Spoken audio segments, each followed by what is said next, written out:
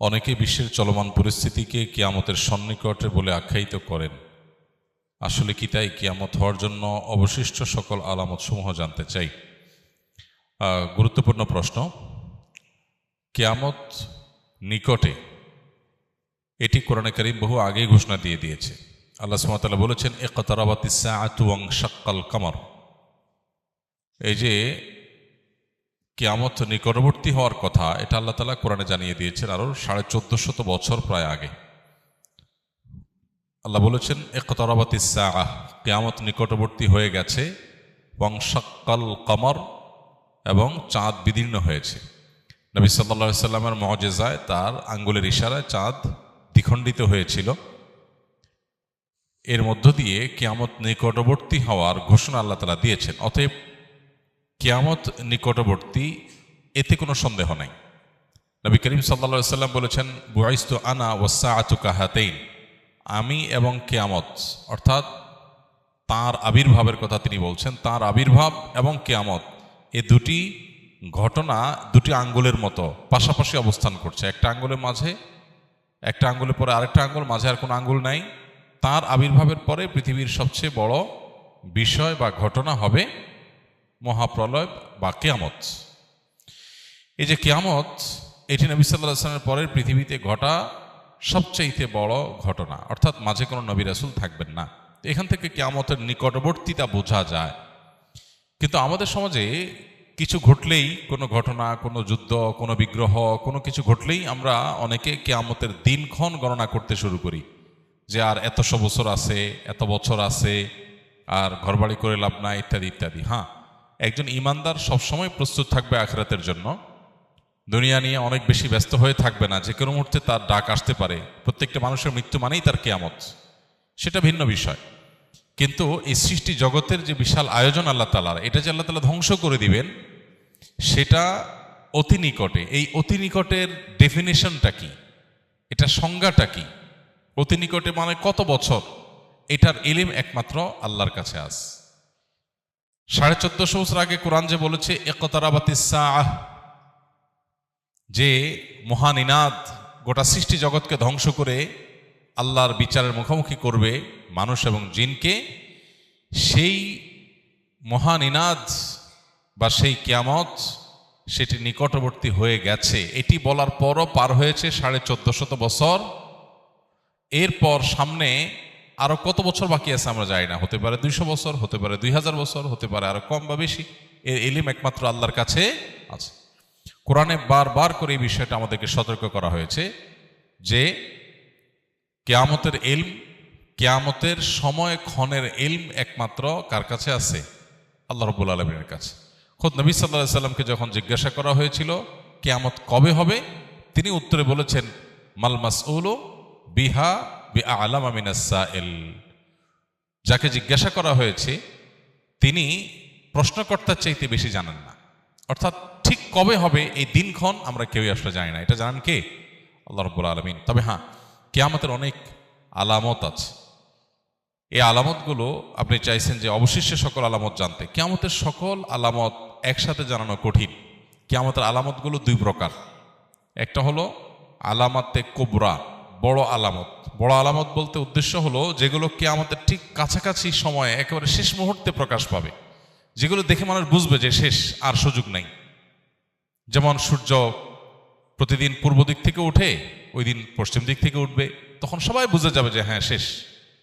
তখন তওবা করলো আর তওবা কবুল হবে না, একেবারে শেষ কিয়ামতের এই আলামত প্রকাশের পর। এছাড়া আরো কিয়ামতের 9টি আলামত আছে। হাদিসে মোট 10টি আলামতের কথা বলা হচ্ছে। এগুলো কিয়ামতের একেবারে নিকটবর্তী সময়।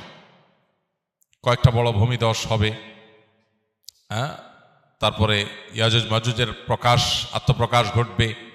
দাব্বাতুল আরদ, একটা প্রাণী অলৌকিকভাবে প্রকাশিত হবে, ইত্যাদি ইত্যাদি কিয়ামতের আলামত আছে। আর ছোট আলামত যেগুলো, ছোট আলামত বলতে যেগুলো কিয়ামতের অনেক আগে থেকে প্রকাশিত হওয়া শুরু করেছে, যেমন নবী করিম সাল্লাল্লাহু আলাইহি সাল্লামের আবির্ভাব ইটসেলফ কিয়ামতের একটি আলামত। কিয়ামতের আলামত মানেই কিন্তু নেগেটিভ কিছু না। আমরা মনে করি কিয়ামতের আলামত মানেই খারাপ কিছু, এটা সবসময় জরুরি না। হ্যাঁ, বেশিরভাগ আলামতই হয়তো, বা একটা উল্লেখযোগ্য সংখ্যা আলামতই হয়তো নেগেটিভ বা খারাপ জিনিস, অপ্রত্যাশিত জিনিস। কিন্তু কিয়ামতের অনেক আলামত আছে যেগুলো আসলে খারাপ কিছু না। যেমন নবী সাল্লাল্লাহু আলাইহি সাল্লামের আগমন, তার আবির্ভাব, এটা কিয়ামতের একটি আলামত। তার মানে এটা একটা ইন্ডিকেটর যে সৃষ্টি জগৎ তার পরিণতির দিকে যাচ্ছে। তারপরে আর নবী কোনো রাসূল, নবী হিসাবে রাসূল হিসাবে কি আবির্ভূত আসবে না, নতুন কোনো নবী রাসূল আসবে না। সো এরপরে আসবে কি? কিয়ামত। তো এটা থেকে নিয়ে শুরু করে কিয়ামতের আলামত সমূহের সংখ্যা কি, এ সম্পর্কে সৌদি আরবের একজন স্কলার ডক্টর মোহাম্মদ আল আরিফি, তার একটা বই আছে নেহায়াতুল আলম, আর একটা আছে আরশাতুস সাআহ নেহায়াতুল আলম।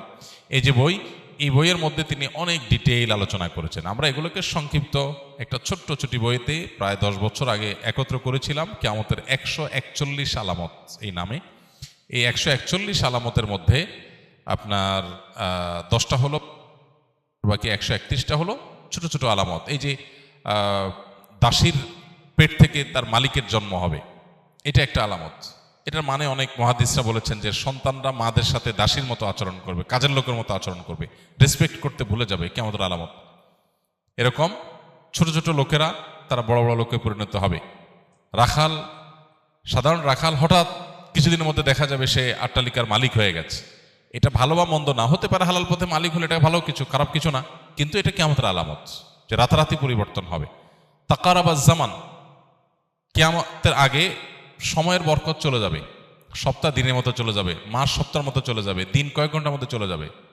এরকম বহু আলামত কিয়ামতের হাদিসে বর্ণিত হয়েছে, সেগুলোকে গণনা করে 131টার মতো সংকলন করা গেছে, এবং বড় আলামত আরও 10টি। তো সবগুলো জানার জন্য ওই বই পড়া যেতে পারে। আমাদের লিখিত বইটা ছাপা নাই, ইনশাআল্লাহ এটা আমরা নতুন করে ছাপবো আল্লাহ চাহেন তো। আল্লাহ আমাদেরকে কিয়ামতের জন্য প্রস্তুতি গ্রহণ করার তৌফিক দান করুন।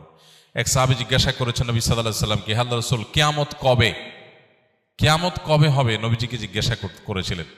নবীজি সাল্লাল্লাহু আলাইহি সাল্লাম সেই সাহাবীকে বলেছেন, মাযা আদাত্তা লাহা, কিয়ামত কবে হবে এই প্রশ্ন যে তুমি করেছো, কিয়ামতের জন্য তোমার প্রিপারেশনটা কি, প্রস্তুতিটা বলো আমাকে, কিয়ামতের প্রস্তুতিটা কি?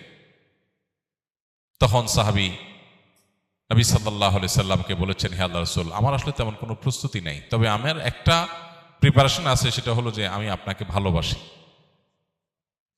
নবী সাল্লাল্লাহু আলাইহি সাল্লাম বলেছেন, আলমার ও মা'মান আহাব ইন্নাকা মা'মান আহবাবত, তুমি যাকে ভালোবাসো তার সঙ্গে তোমার কিয়ামত হবে, তার সঙ্গে তুমি থাকবে। এই জন্য কিয়ামতের সময়ক্ষণ ঠিক কবে হবে এটা অনুসন্ধানের চাইতে গুরুত্বপূর্ণ হলো, বা এটা অনুসন্ধান করে আসলে ঠিক এক্সাক্ট সময় আমরা বের করতে কেউ কোনোদিন পারবোই না। আলামতগুলো প্রকাশিত হচ্ছে একের পর এক, সময় ঘনিয়ে আসছে। যে কোনো মুহূর্তে আমার মৃত্যুর মাধ্যমে আমার ব্যক্তিগত কিয়ামত শুরু হবে, আমার নিজের কিয়ামত শুরু হয়ে যাবে। ইদা মাতাল ইনসান ফাকাদ কামাত কিয়ামাতুহু, মানুষ মারা গেলে ওইটা তার একজনের কিয়ামত। আর সামগ্রিক যে কিয়ামত গোটা সৃষ্টি জগতের, সেটাও অতি সন্নিকটে। আমাদের দরকার হলো প্রস্তুতি গ্রহণ করা। আল্লাহ আমাদেরকে যথাযথভাবে প্রস্তুতি গ্রহণ করবার তৌফিক দান করুন।